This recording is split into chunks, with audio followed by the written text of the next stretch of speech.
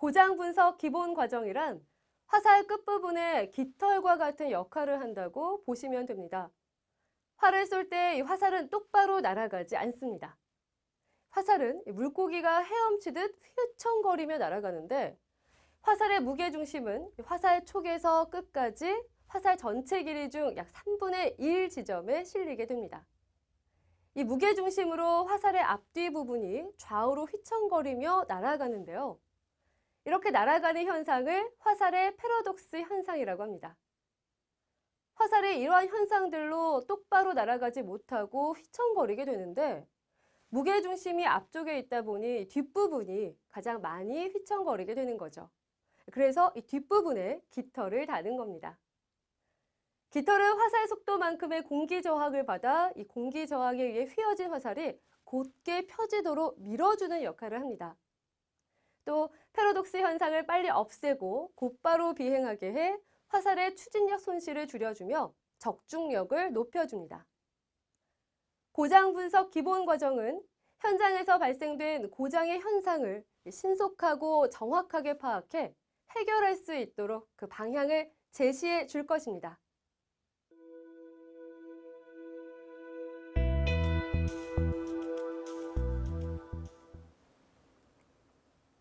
안녕하십니까? SK하이닉스 임진수입니다. 여러분과 함께 고장분석 기본과정을 학습하게 되어 매우 기쁩니다.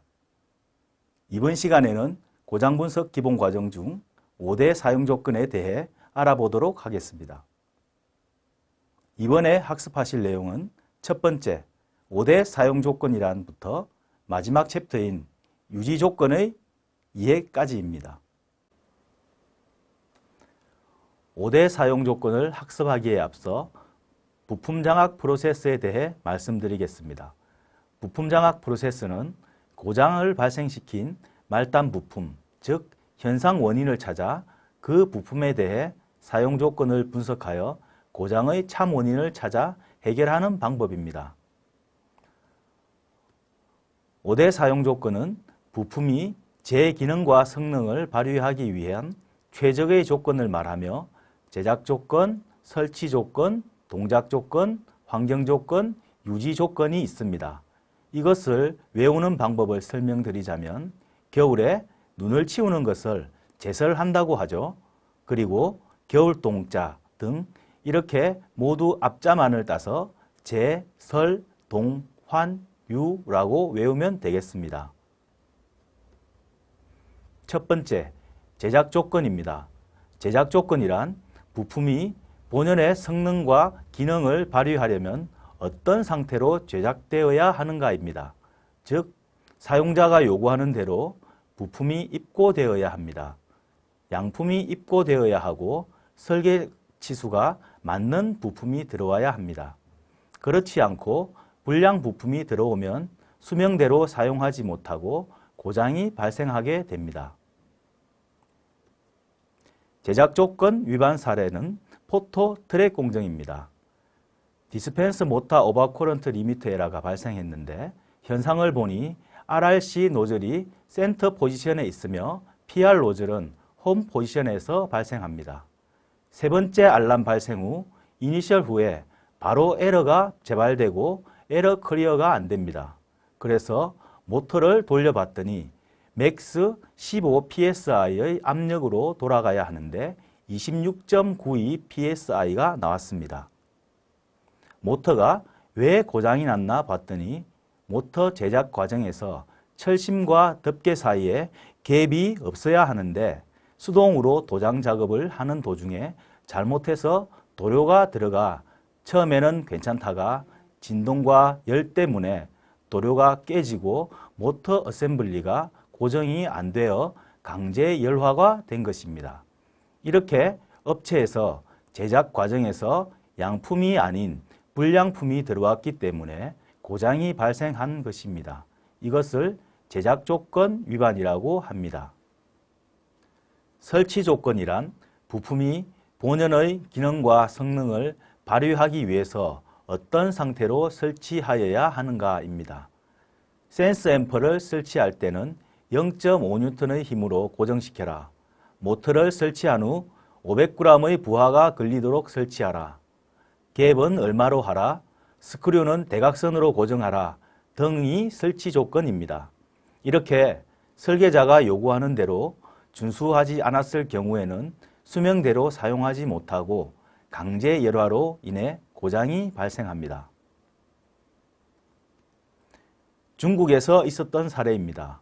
트랙 장비의 CLHP 아웃 에러가 자주 발생하여 현상을 파악했더니 그림과 같이 암이 홈 포지션으로 돌아갔을 때에도 인센스는 온되어 있고 핫플레이트 핀이 다운되지 않는 현상이 발생하였습니다. 그래서 센서를 체크해 보았더니 센서가 오염이 되어 있고 이를 닦아주고 작업을 했습니다. 그런데 얼마 지나지 않아 동일 에러가 발생해서 센서 교체도 해 보았습니다. 2번 정도 발생했으면 다른 원인을 찾아야 하는데 계속 똑같은 조치만 하다 보니 센서에 생채기가 발생했고 또 조치할 때만 괜찮고 하루만 지나도 문제가 발생했습니다. 그러다 이그저스트 라인을 체크해 보았더니 다음과 같이 되어 있었습니다. 이그저스트 라인이 90도로 설치되어야 하는데 60도로 설치되어 있었기 때문에 이그저스트 라인에 흉이 쌓이고 결국 베이크 내의 흉이 잘 빠지지 않아 센서를 오염시킨 설치 조건 위반 사례입니다. 설치 조건을 잘 지켰다고 하더라도 동작 조건이 문제가 있으면 고장이 발생합니다. 동작 조건은 부품이 본연의 기능과 성능을 발휘하기 위해서 어떤 에너지를 얼마나 인풋을 인가해야 하는가입니다. 인풋이란 모터를 움직이기 위한 전압을 몇 볼트로 인가해야 하는가, 전류는 몇 미리암페어로 해야 하는가, 솔레노이드를 동작시키기 위하여 몇 psi의 압력을 인가해야 하는가입니다. 특히 동작 조건은 모터, 실린더, 솔레노이드 밸브의 등 인풋이 가해졌을 때 스스로 동작하는 부품에만 해당됩니다. 이것을 동작 조건이라고 하는데 이것을 지키지 않으면 강제 열화가 되어 고장이 발생합니다. 다음은 동작 조건 위반 사례입니다. 본 사례는 PNT, 소호 공정 사례입니다. 소호 공정은 웨이프를 칩 단위로 자르는 공정입니다. 엣지 코렉션 에러가 발생했는데 카메라가 커프 타겟을 찾지 못한 것으로 웨이퍼 위에 물기가 패턴을 가려 오인식되어 멈춘 것입니다. N2 가스가 웨이퍼 표면의 물기를 블로우하지 못하는 것으로 추정했는데 블로우 노즐 확인 결과 N2는 계속 블로우되고 있었습니다. 솔레노이드 인풋 압력이 0.15에서 0.7메가파스칼에서 동작해야 하는데 실제 점검해보니 기준보다 높은 0.83메가파스칼의 압력이 나왔습니다. 솔레노이드 코일에 전자기장이 형성되어 밸브를 밀어 올리려고 하지만 에어 압력이 기준치 이상으로 인가되어 밸브가 완전히 오픈되지 못한 것이 원인이었습니다. 대책으로는 솔레노이드 밸브의 앞단에 레귤레이터를 설치하여 일정한 인풋을 인가할 수 있도록 개선하였습니다. 이렇게 동작 조건까지 잘 지켜서 장비가 쌩쌩 잘 돌아갑니다. 그런데 사람도 어떤 특정 환경에서만 민감한 반응을 일으키는 사람이 있듯이 부품도 특정 환경에서 취약한 부분이 있습니다. 그런 취약한 환경에 대해서는 특별한 범위를 두어 관리를 해 주어야 합니다. 사람도 마찬가지로 추위를 잘 타는 사람에게는 온도 범위를 잘 유지시켜 주어야 하고 꽃가루에 약한 사람은 꽃가루가 없는 환경을 제공해야 하듯이 부품도 마찬가지로 잘 동작할 수 있는 환경을 제공해 주어야 합니다. 어떤 부품은 전자파에 약해서 일정량 이상의 전자파가 있는 곳에 사용해서는 안 되고 어떤 부품은 열에 약해서 몇 도 이하의 온도 범위에서 사용해야 하는 것이 그 환경 조건입니다. 다음은 환경조건 위반 사례입니다. 웨이퍼의 스크래치가 일자 형식으로 발생했습니다.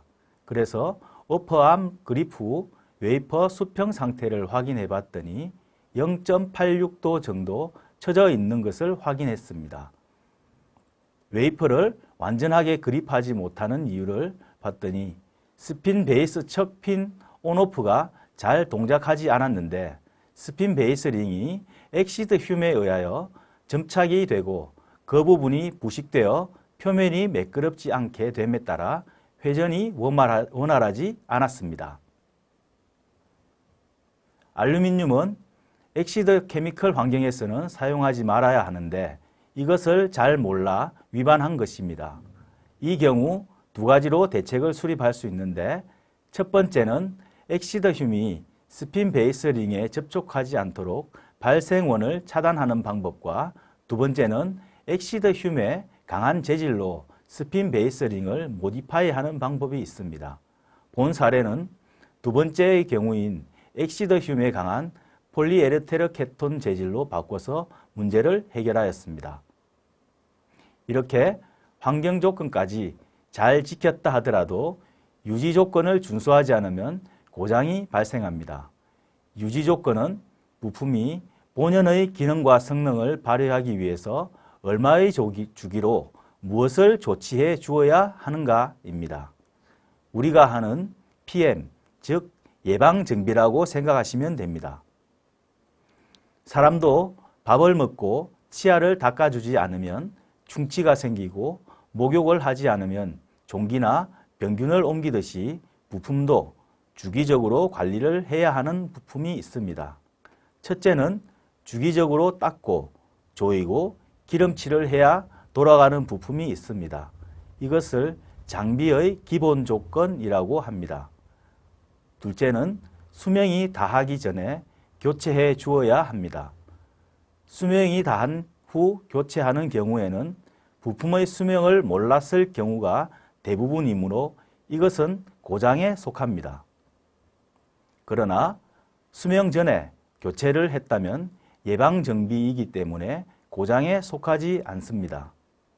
셋째는 관리 대상인 소스 부품에 대해서는 캘리브레이션을 해주어야 제 기능과 성능을 다합니다.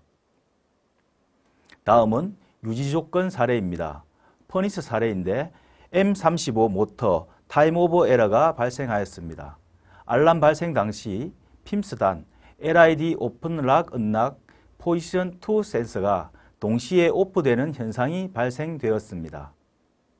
핌스단 레치 스탠바이 시 고정 유무를 점검을 했는데 고정이 되어야 하나 회전하는 문제가 있었습니다. 레치 로테이션 솔레노이드 밸브 온-오프 동작 상태를 확인하였는데 오동작을 하고 있었습니다. 원인은 레치 로테이션 솔레노이드 밸브의 수명이 2년인데 2년 6개월 동안 교체하지 않고 사용하고 있었던 것입니다. 똑같은 솔레노이드 밸브라도 사용 횟수에 따라 교체 주기를 관리해야 할 필요가 있습니다.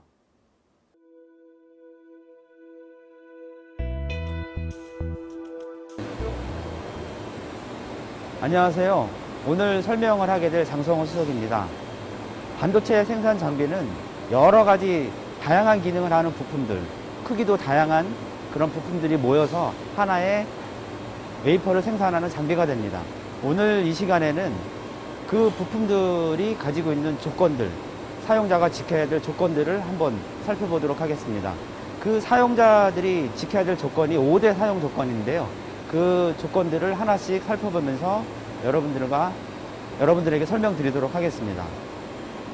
네, 제일 먼저 제작 조건입니다. 제작 조건은 이런 부품들의 사양, 모델 번호, 그리고 규격이 나와 있는 그런 사양서들이 제작 조건입니다. 제일 먼저 살펴봐야 될 조건이 제작 조건인데요. 어떤 부품들이 들어왔을 때 제작부터 잘못되어 있으면 그거를 아무리 설치를 잘해도 무조건 문제가 생기게 되어 있습니다. 그래서 제일 먼저 저희들이 살펴봐야 될 부분은 이런 모델이라든지 치수라든지 규격이라든지 이런 것들을 꼼꼼히 다 살펴봐야 됩니다. 네, 두 번째 조건은 설치 조건입니다. 부품을 설치할 때는 수직 방향으로 할 것인지 아니면 수평 방향으로 할 것인지 또는 부품을 설치할 때 체결하는 힘은 얼마나 가해야 되는지 이런 것들이 조건화되어 있고 그런 조건들을 지켜야 됩니다. 네, 보시는 바와 같이 이런 부품은 설치 방향이 표시가 되어 있습니다.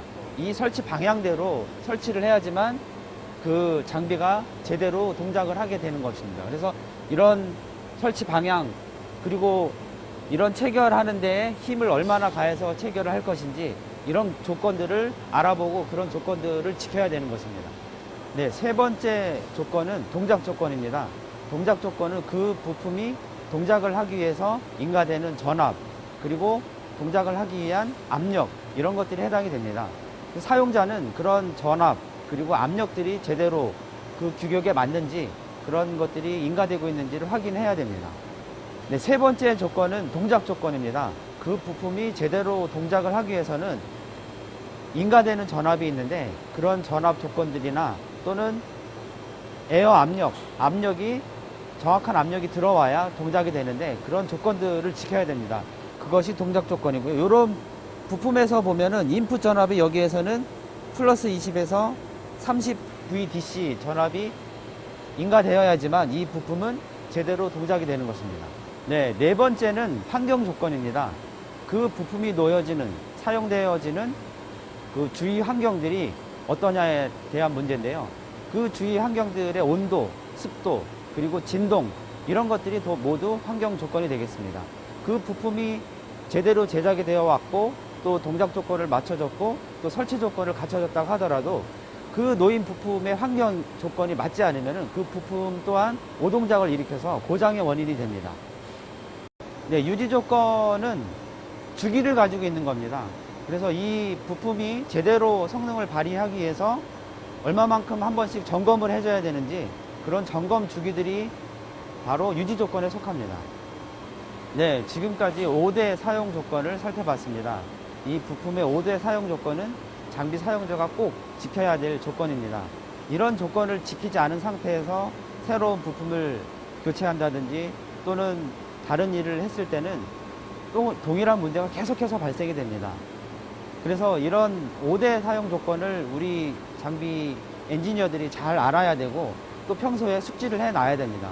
그래서 이런 문제가 생겼을 때 장비 고장이 생겼을 때 제일 먼저 살펴봐야 될 부분은 바로 이 부품이 정말로 우리가 사용 조건을 지켰는지를 먼저 따져봐야 됩니다. 그 이후에 어떤 설계적인 약점 개선을 한다든지 이런 것을 해야지만 제대로 된 개선 활동이 될 수가 있습니다. 그래서 현장에서 가장 중요한 것은 문제가 생겼을 때 어느 부품이 문제냐 그리고 그 부품의 5대 사용 조건을 우리가 지켰느냐 이것을 먼저 따져보는 것이 제일 중요합니다.